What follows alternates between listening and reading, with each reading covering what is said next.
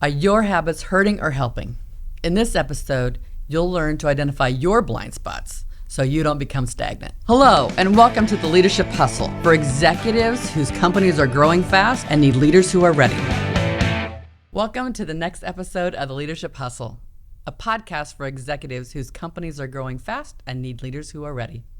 I'm your host, Andrea Fredrickson, and I'm here with my co-host, Michelle Hill. Hello. And today we are going to work through the topic of habits and beliefs and things that go through our mind that we don't even realize that are making an impact on the people around us. So as we get going today, I think that, I think it's imperative that we talk a little bit about habits. I think habits for many of us are really, really important. It's just a habit of how I tie my shoe. I don't think about it. It just happens. Correct. It's efficiency. Because we don't have to use energy for it, right? Exactly. And, I don't have, you're right. That's exactly the word. It's an efficiency. I don't have to think about what I'm doing. It's just there. On how to do something. On how to do something. Yes. But the thing that gets in the way are those habits of thought. Yes. And, I think the older we get, or the more routine that we get, the more that we really should think about and challenge those habits. So, yes. Tell us, so you bring up the habits of thought. How do we get those? I mean, what is... Good question. So look like? So habits of thought. Well, first of all, according to research, we have over 56,000 thoughts a day. And those thoughts are, some from when we were young to some that maybe happened a few months ago to just something that may have happened recently, but we're thinking about them over and over and over again, right? And the more we do or think or hear something over and over again, it goes from our new brain to our old brain, and that path becomes strong. Those repetitions, a little bit like marketing, right? When you hear something over and over and over again, has a pattern or a path in our brain, which becomes very, very strong, and that habit of thought becomes a belief. Now, notice I didn't say that the habit of thought was true. It's simply a habit of thought, right? A lot of assumptions that our brain is making during this whole process as well. So when I was young, I grew up in small town Iowa, 500 people, and I believed every single person that I knew that I saw that rode a Harley Davidson was a Hell's Angel. Because anything that I ever saw, anybody that I knew who rode a Harley, in my mind was part of this biker gang, right? Long story short, I went to work for a location in Nebraska, and the people that were working with this group of people, all of the people that worked there had Harley Davidsons. And I remember looking at this and thinking, this is horrible. I'm going to go. They even interviewed me. They asked me, it's like, so what do you think about this unit that you're going to be working on? And I'm like, am I afraid of the staff or the clients, right? I was kind of worried about this. And so come to find out, obviously, that not everybody who rides a Harley is from a very destructive biker gang. But there are things like that. It's like, why do I believe that? I mean, there's so many stories I could tell you of habits of thought that I had that I no longer believe, right? We all have those things that we believe certain things that are untrue. And Correct. So these things that we think about, do over and over again, they become habits of thought. So, and they may not be true, let's say, to everyone, because everyone else is viewing the world through their lenses, right? Right. But it's true to us. If I'm viewing it through my lens, even though I don't have all the facts, I still believe it's true. That's the story I have in my head. Correct. And we know that whatever goes on in your head comes out in your actions. Yes. So, there are habits that we have in the workplace. There are habits of thought that we have about people. There are habits of thought related to customers. There's habits of thoughts related to departments. Right. All these people in one area all fall within this belief. Right. And it's like, really? So I think that it's really important to stop and think about, do you recognize that you may have a habit of thought an attitude or a belief, those are code words, about something that really needs to be challenged, right? And so let's talk a little bit about, what are some of the things that a person can do to really check or challenge what some of those habits are?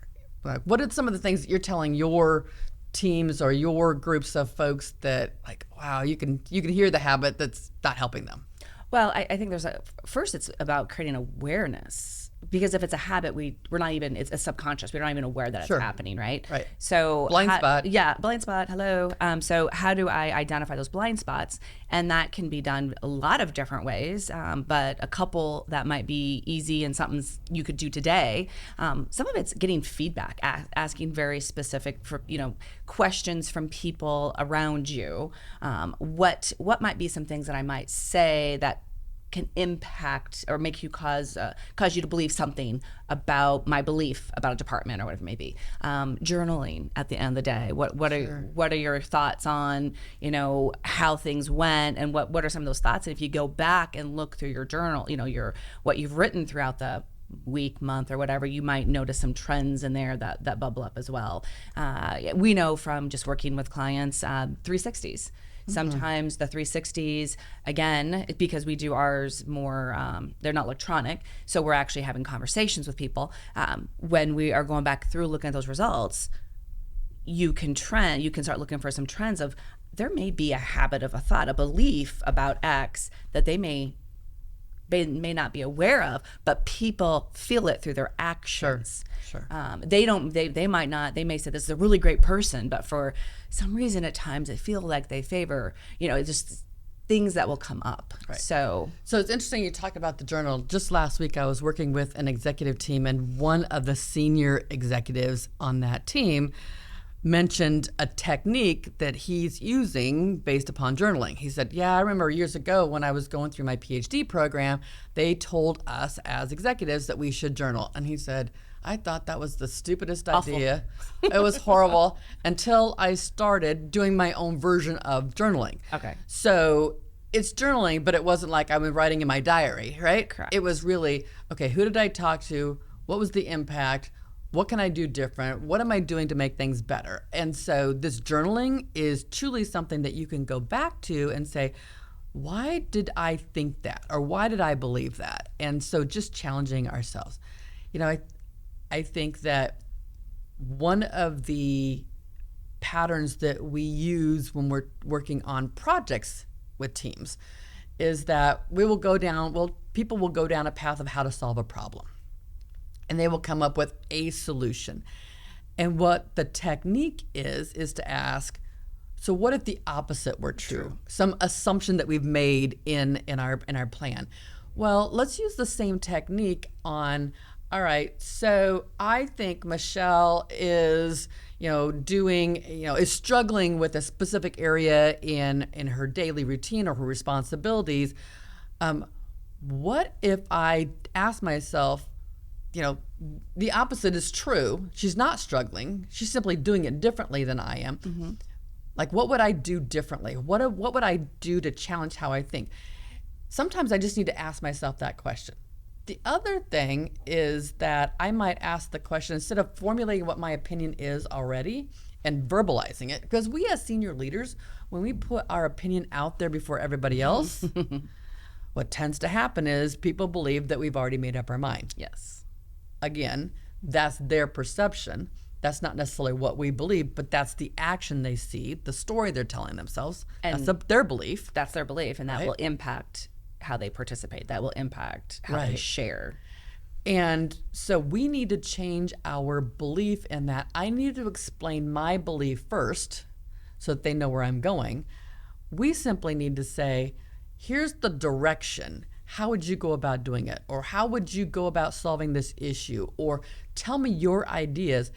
And subservienting our opinions until we hear the other person's perspective. What we're not looking for in those scenarios is, I need you to confirm that I know what I know. I'm looking for, what are the ways that I could be viewing this differently? Well, and I think what what also has to happen that is really, really important, because people pick up on this, is when you're asking, so what approaches do you take? What ideas do you have? How could we do this different? And your people give you ideas. You have to really listen and actually think about it, consider it, versus listen, but then go back to your idea. Because I do hear that often as well, where, yeah, they listened to me, so I felt heard, but they really didn't listen. So they heard the information so that they could deflect or confirm, deflect their idea to confirm their idea. Yes. Right? Or to gotcha. Or just let you talk, and then, but we're still going to do this. We're still going to do that. Yes. And it's so quick, and there wasn't, time really to even process their idea or clarify some things, that it's very obvious. And then at that point, you're conditioning your people to, yeah, you can give your opinion, but they really don't listen. They're going to do whatever they're still thinking.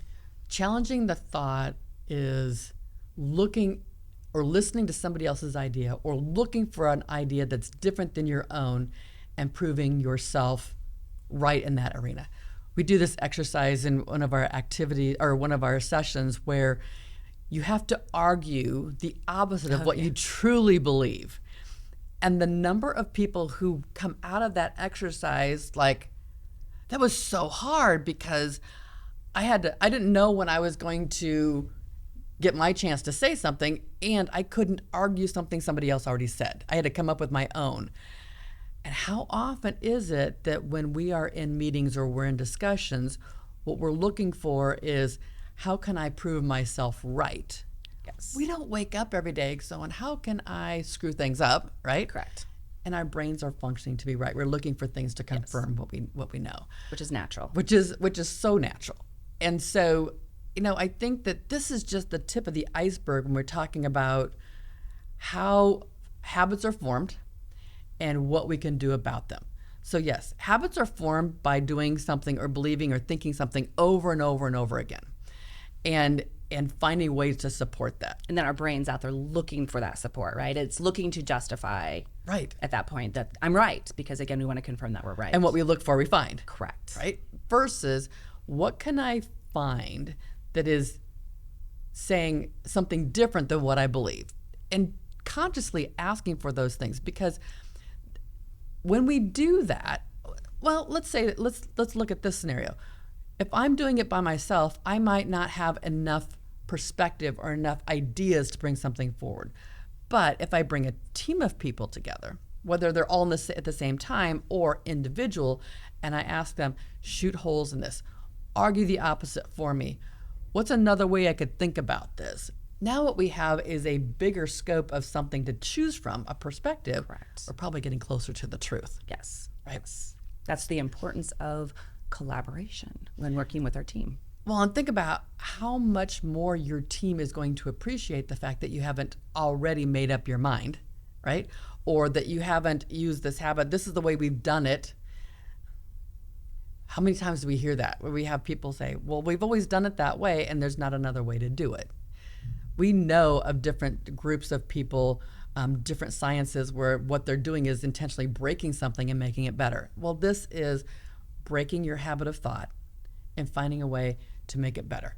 You may discover that your original thought was still good, but my bet is you'll find something that will make this conversation, this opinion, this perspective far better. Yes. Well, and years ago, someone had said that, about curiosity, and that belief system that you can learn from everyone. Mm-hmm. And believing that I can learn from everyone that I interact with today.